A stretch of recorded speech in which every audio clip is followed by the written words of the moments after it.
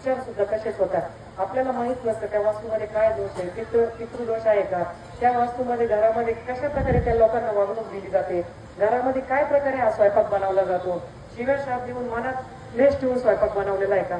म्हणून आपण पारायण काळामध्ये परान्न टाळतो किंवा सेवेकऱ्यांना परान्न घेऊ नका का म्हणतात, कारण केलेली सेवा आपली वाया जाते. म्हणून परंतु गुरुमाऊली सांगतात की परान्न घेऊ नका, परान्नाचे दोष असतात आणि आपली तुमची आमची अवस्था अशी व्हायला नको की ज्या घरामधलं खाल्लं तसेच आपले विचार होऊन आपल्याला स्वतःला अपराधीपणाच्या भावना व्हायला नको.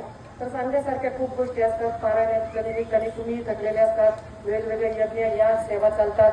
काही सेवेकरी म्हणतात आम्हाला खूप इच्छा होती काही पारायणाला बसायची पण बसू शकलो नाही, तर सामुदायिक सेवेमध्ये सहभाग नोंदवा, प्रहरी सेवा करा. परंतु गुरुमाऊली सांगतात गुरुचरित्र वर्षामध्ये तुम्ही कधीही करू शकता, पण प्रहरी सेवा करण्यासाठी हे 2 सप्ताहच असणे गरजेचे आहे. जसं की स्वामी पुण्यतिथीचा सप्ताह आणि दत्त जयंतीचा सप्ताह, या सप्ताह काळामध्ये आपली सेवा उजळून निघत असते. 6 महिन्यामध्ये आपल्याकडून चूक भूल होती, कधी वाणीचे दोष लागतात, कधी कळत नकळत आपलं कोणाचे भांडण होतं, कधी कोणाला आपल्याकडून तळतळवलं जातं, कधी चुकीच्या गोष्टी होतात. तर या सप्ताह काळामध्ये आपले अपराध क्षमा करत असतात महाराज आणि सेवा उजळून निघत असते. म्हणून जास्तीत जास्त सेवेकरांनी या सप्ताहामध्ये सहभागी होण्याचा प्रयत्न करा. सामुदायिक सेवेमध्ये ताईंना दादांना मदत करा आणि अजूनही 2 दिवस उरलेले जास्तीत जास्त लोकांना केंद्राच्या संपर्कात आणा आणि त्यांचे प्रश्न मार्गी लागले तर नक्कीच त्यांची दुवा तुम्हाला मिळणार आहे. कारण आपण किती सेवा केली त्यापेक्षा किती लोकांना सेवेत आणलं हे महत्वाचं आहे. आपण स्वतःपुरती सेवा सगळेच करतात.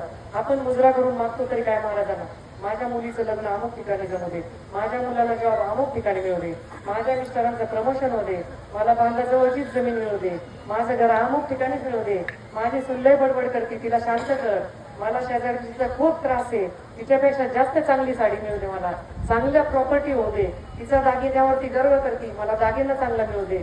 याच्या बाहेर जाणं कुठंतरी गरजेचं आहे आपल्याला.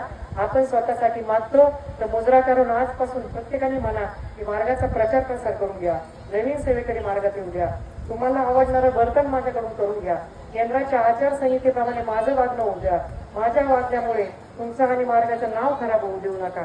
हे सगळं जर तुम्ही म्हटले तर तुम्हाला प्रश्न उत्तराच्या लाईनमध्ये बसण्याची गरज पडणार नाही. म्हणून आजपासून प्रत्येकाने मुद्रा करून या सगळ्या गोष्टी बोला, सद्बुद्धी द्यायला सांगा महाराजांना. नक्कीच सद्बुद्धी देतील महाराज. आपल्यावर आपण काय मागायचं आणि झालेली सेवा परब्रह्म श्री स्वामी समर्थ महाराज आणि परमपूज्य गुरुमाऊली यांच्या चरणी अर्पण करूया. श्री स्वामी समर्थ.